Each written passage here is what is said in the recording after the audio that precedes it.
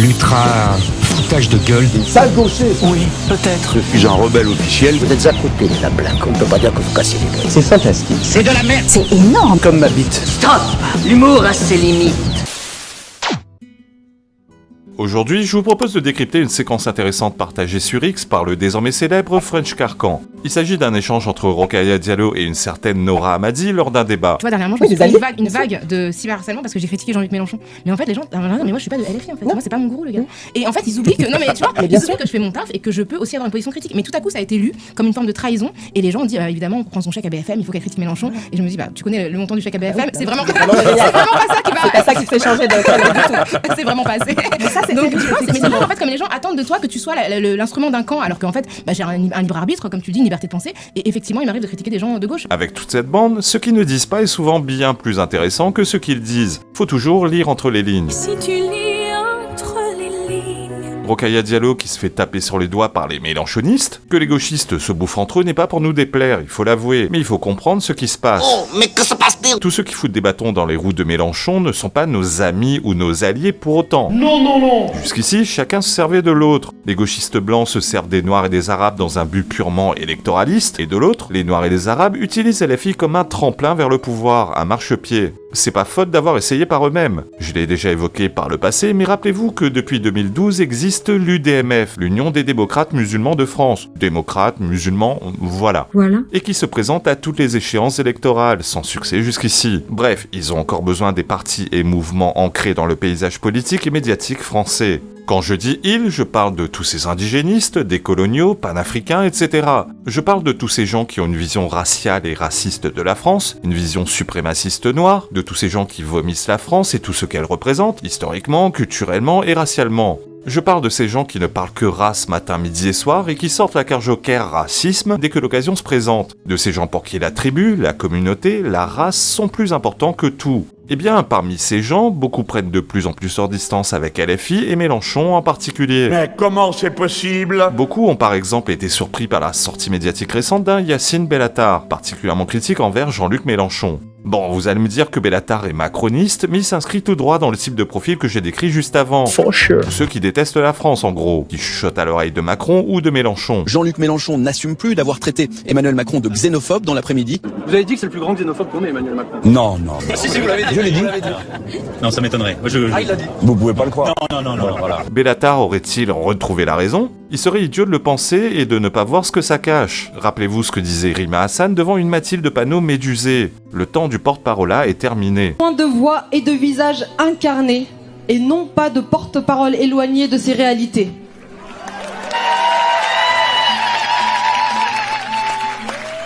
Cette époque du porte-parole est révolue. Il considère qu'il est temps de se libérer de la tutelle du blanc de gauche, qui n'ont plus besoin du marchepied LFI en gros. Voilà pourquoi Rokhaya Diallo et d'autres n'ont plus peur aujourd'hui d'exprimer des critiques parfois acerbes envers ceux de leur propre camp. Merde! Mon caca est sexiste. Ils ont le melon pour faire simple. Y a qu'à voir Bali Bagayoko. Le mec ne touche plus sol et ne passe plus les portes depuis 2 mois. Tenter de faire croire que Bali Bagayoko, et je remercie Mohamed Niabali qui a rétabli en fait la vérité. Alain Delon n'est pas seulement la star numéro 1 du cinéma français, mais la star numéro 1 d'Europe, du monde. Lui n'a pas encore fait sécession avec LFI, mais il vient juste d'être élu. Il finira par s'en émanciper un jour ou l'autre, car on le dira jamais assez. Ces gens n'ont pas le même projet. La République et toutes ces conneries, ils s'en branlent. Leur vision de la société est purement raciale, tribale et communautaire. Ils auront beaucoup besoin de Kleenex, parce que des Bali Bagayoko et des Jamila et des d'autres, ça arrive en pagaille, et ils seront encore meilleurs. Côté, moi, je suis de la rigolade. Ces gens ne veulent pas du vivre ensemble, ils veulent juste vivre chez nous et sans nous. Bonsoir. C'est les ennemis. Dieu le veut. Que trépasse si je faiblis. Les électeurs de Bagayoko n'ont pas voté pour lui parce que c'est un homme de gauche et un homme de terrain ancré dans sa commune depuis longtemps. Non, ils ont voté pour lui parce qu'il est noir, tout le monde le sait. C'est une première fois de voir un noir comme maire d'une commune, la plus grande commune de France d'ailleurs. Et qu'est-ce qui a fait qu'il a été élu, vous pensez? Parce que en fait, c'est un Africain. Sans vouloir trop rentrer dans les détails, je pense que, admettons, un Espagnol saura mieux comprendre des problématiques que vivent des Espagnols. Bien sûr. Un Américain saura mieux comprendre des problématiques que vivent et rencontrent des Américains. Et inversement, et pareil pour le nouveau maire élu ici. Imaginez un blanc dire qu'il a voté pour un mec parce qu'il est blanc. Dans l'heure, il ferait la une de Libération et il aurait une plainte au cul de SOS Racisme. Maintenant, analysons l'intervention de l'autre nana. Je t'entendais justement dans une matinale de France Culture dire que t'étais très gêné par le concept de Nouvelle France de Jean-Luc Mélenchon. Et moi, ça fait des semaines en fait que je dis partout qu'en fait c'est extrêmement gênant parce que c'est le miroir renversé du grand remplacement, parce que du coup ça vient polariser encore plus. Enfin, ça veut absolument rien dire. Et donc ce positionnement-là, en fait, c'est clair que c'est le truc le pire parce que tu es coupable de trahison ultime. Exactement. Comme si finalement on t'a signé à un endroit où il fallait coûte que tu deviennes, mais y compris d'ailleurs quand t'es sur le plateau de BFM. Hein. Moi, le nombre de fois où on m'a demandé de faire l'exégèse en fait de Jean-Luc Mélenchon, je fais mais je suis pas son perroquet. Bah, c'est clair. Mais ça dit quelque chose de cette assignation-là. Elle se dit donc très gênée par le concept de Nouvelle France, car dit-elle, c'est le miroir renversé du grand remplacement et que ce concept serait polarisant. Nora à peu près ne semble pas bien maîtriser les expressions françaises. Il ne connaît pas bien les paroles de ses chansons préférées. C'est Jean-Michel à peu près.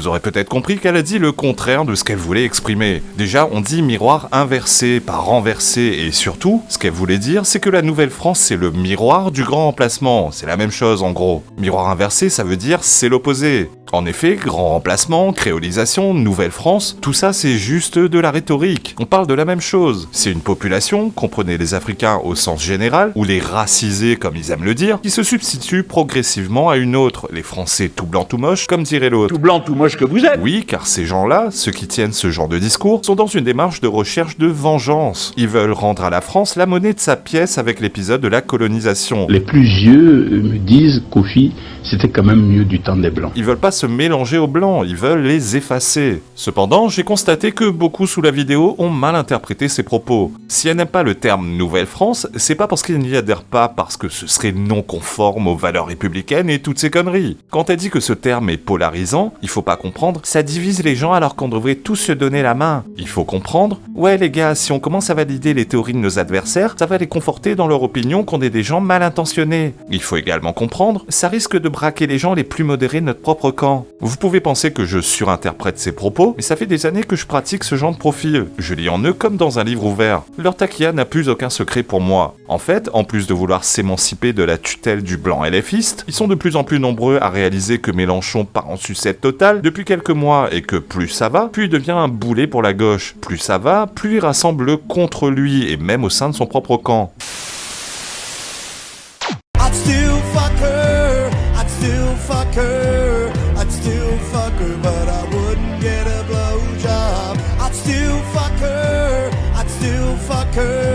I'd still fuck her, but I would